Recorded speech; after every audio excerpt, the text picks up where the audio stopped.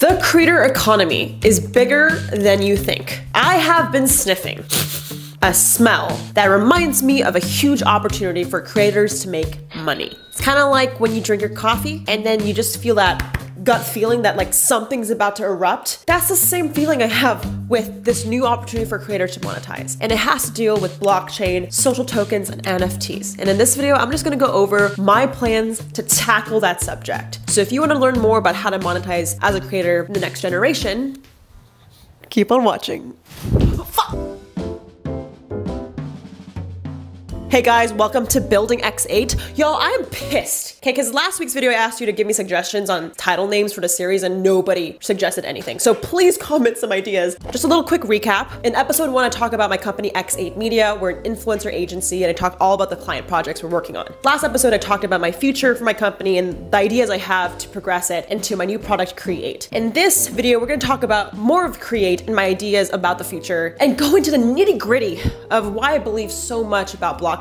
I mean, you probably have seen the word NFT floating around, whether it's on my Instagram story or a news press release. Like, everybody is wondering, how does making content and being a creator have anything to do with blockchain? Before we dive into that, let me just first recap what the creator economy is. This is the creator economy in 60 seconds. The creator economy is people performing their dream passion. Creators earn income by creating and distributing their content online. In the 1990s, creators only existed to traditional media. So you had to watch someone on TV or a newspaper in order to get an audience. So think authors, actors, television stars, and athletes. But there was a shift. By 2000, 50% of US households had a digital device. Then in 2010, web sharing platforms started to emerge. With the influx of people having a phone and a bunch of social media platforms starting to emerge, this gave birth to the creator economy. This created direct connection from creators to fans, enabling multiple ways to monetize. As a creator, there's two ways to monetize, from the brand and from the audience. From the brand, you get money through the platform. So AdSense, TikTok Creator Fund. But you can also earn revenue through brand deals, which is a brand directly sponsoring a certain video. Second to that, there's the audience/fan relationship. This is where you can sell merch, subscription/membership, and any digital product. 3.2 million creators have reported that they make over 6-figure salaries, and over 50 million people consider them as creators. And I see this number 10xing in the next few years. So now that you understand that most creators make money through brand revenue or audiences or a mixture of both, you might be wondering, there's more? And yes, there is another way to monetize. And honestly, for me to explain this, the rest of this video is gonna be pretty dense. So I recommend grabbing a snack because that whole intro is the fastest part of the video. Like, the whole rest of this video is pretty fucking complex. So grab a snack, grab a water. I warned you. So my agency currently participates by helping creators with the brand side of things. We help creators get brand deals and sponsored revenue through brands. So that's X8. A quick little update. Last video I talked about we have 5 current whale projects. Well, we are currently working on 2 more. Whale 6 is a energy drink brand platform. We're super excited. I actually can't necessarily say more information about it yet, but soon to be coming. And there's Whale 7. Whale 7 is a streaming platform we're working with on promoting a new series for them. So we're really excited about that too. I did get asked how I price my projects with my whale clients. So I want to quickly go over how I charge money.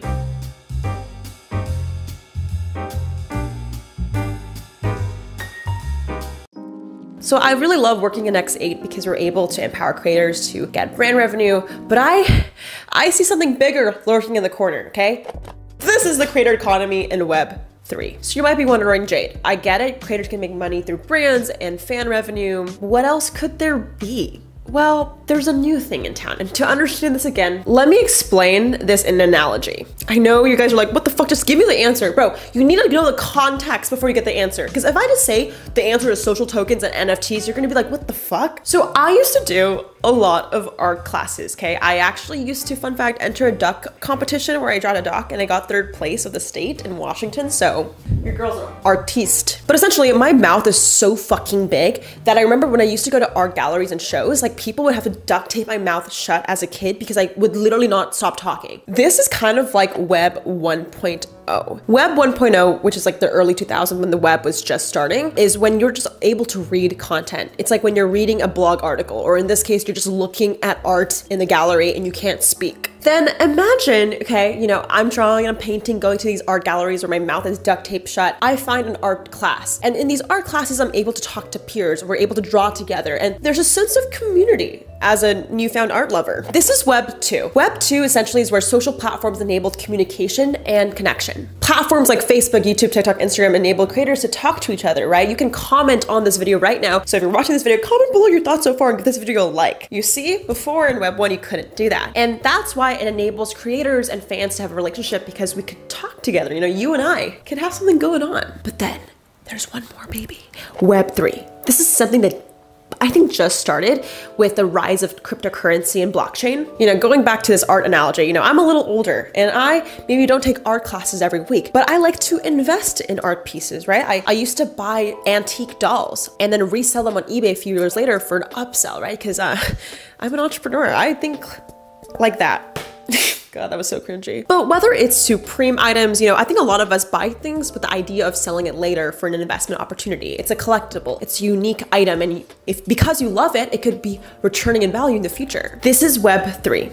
It's individually owned. It's all about going from renting attention to ownership. Instead of people just consuming content online, Web3 is where you can own a piece of that content, of that creator. You can have governance rights to vote on certain protocols. Essentially, we went from Web 1.0 reading, Web 2.0 consuming and conversing, to Web 3.0 ownership and financial assets, where if you love something, you can own a piece of it as like a financial gain. By the way, Web3 is already here. Like I keep saying it's in the future, but it's already here. Like companies like Rarible, OpenSea enable people to sell items and for audiences to own a portion of that art piece. So this is using the technology of blockchain. So blockchain, I have to make a whole video on blockchain. Comment below if you guys want that. But essentially, a lot of companies are building apps, platforms, marketplaces on the blockchain to enable people to own a piece of an asset, have a peer-to-peer connection, and decentralize a lot of the media. So this is how I think creators are going to monetize in this new Web3 era, which is now. Like it's not 5 years from now, it's not 10 years from now, it's happening right now. It will take time for it to become mainstream, which is why I'm making this video to give you guys the tea. Okay, I made this shitty graph. Essentially, you can see in Web 1, people get money through brands, advertising, which has been going on for a long time. Think commercials, right? Web 2 is enabling commerce, people selling merch, people selling membership. And now Web 3, creators are going to launch 2 types of products. NFTs, which stands for non-fungible tokens, and the second thing is social tokens, launching their own currency. Let's dive into each of these deeply. An NFT is a digital unique item, whether it's an art piece, an event, a collectible, a sticker, a badge. Developers can limit their quantity, so there's only 10 in the world of this unique digital item, therefore making it a rare and collectible item. Then audiences, when they purchase that item, and every time they resell it, the creator gets a kickback, 10%, or whatever the royalty is. Creators can use NFTs to give people recognition. If you want to gift an NFT, it's kind of a little gift for saying thank you. For example, I'm actually working on a pitch right now in X8 for one of the whales we're working with about creating a giveaway. And if someone participates in this giveaway, whether it's giving the brand the email or trying out this new flavor of drink, then we gift the audience this NFT bundle. And this NFT can unlock event passes to their next event. I can't say the name of the company, but it's a huge event. Or maybe, for example, a cool unlimited 1-year pass of this certain drink, getting this access to it, right? So we're using NFTs as a gifting medium. It doesn't also have to just be a transactional thing. I see this as more profitable than selling merch and physical items because it's a digital item, which in Web 2 is one of the things that I think has a lot of friction, right? Like I worked with a ton of creators that sold $250,000, $500,000 launches, but only take a small portion home, you know, out of those sales because physical items just have lower profit margins. I think NFTs are such an interesting space because you take home more revenue because there's just less cost and you're still providing a unique experience while the audience is incentivized to buy and sell because they also get a financial asset if they decide to uplist it on a marketplace. So then above NFTs is social tokens. I was interviewed this week from vidIQ, which is a software company, and their marketing team was like, what the fuck is a social token? And the easiest way I can explain this is Chuck E. Cheese tokens. You know, Chuck E. Cheese, I used to go there as a kid, and if you do a good task, if you play a game right, you get to exchange it for this cool little wall of gift items. So yes, creators are creating their own currency. And the reason why this is important is because social tokens are exchangeable, right? Like the US dollar and Bitcoin, you can exchange 5 Bitcoins for at this point almost $500,000 of US dollars, right? Because the conversion, one Bitcoin is worth $55,000 of US, right? So it's mutually exchangeable. Whereas NFTs are not exchangeable, you can't fractionalize it. So it's just you own that digital asset. So to summarize, an NFT is when you own a specific digital asset. Social tokens enable you to co-own a community. What does it really mean to co-own a community, you might ask? Well, this is not financial advice. Okay, but I'm gonna give you an example for one of the projects I'm working on / experimenting in. So right now, my company X8 is doing these brand things, but I started this new thing called Create for the past 6 months, researching ways creators can monetize in this new digital era. And one of the creators we're working with is called Nutshell Animations. He's the second largest TikTok animator in the world right now. And right now we're creating a nut token or Nutcoin. We were planning to launch a Patreon where people pay for exclusive content. But as we're looking to it, platforms take a huge percentage out of revenue. So what if instead of doing that, we ask people to hold Nut tokens in exchange for the access to the membership? So say we launch this Nutcoin, right? What do the audience get? So we're thinking on 3 benefits. The first thing is community access. So if you hold 50 Nut tokens, you can enter this Discord chat where it's locked if you don't have any, and you can communicate with people that are VIP members. And Nutshell can give exclusive updates to his new animations, highlight people, and it's like this exclusive little club if you hold these tokens. The second thing is you can co-own an NFT. So for example, say we're like, hey guys, if you hold Nutcoin, let's crowdfund our next animated TV show, which we're gonna put it on a sale as an NFT. So essentially people could bid on this NFT, right? And the idea is like when we sell it, we're gonna all put this money and profits into a greater mission, which is funding a show. And anybody who's a part of this mission gets a 10% of those rewards and sales. Since token holders make money every time your NFT sells, they're more likely to find a buyer and spread the message for you. And the last benefit is I think that it can enable people to build teams together. So this is more for the creator perspective, but as a creator, your job is to focus on content, but sometimes you need help with getting editing help or scaling your team. And we are thinking at the Nut Nation community, we could pay people who are admin members, moderators, or people working on his animation side